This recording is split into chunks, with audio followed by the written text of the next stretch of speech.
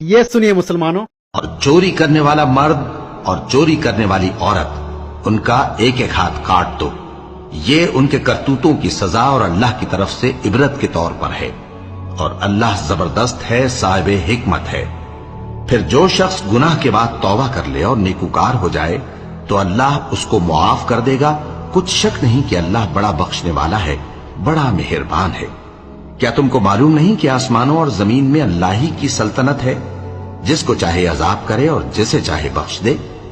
اور اللہ ہر چیز پر پوری طرح قادر ہے۔ اے پیغمبر،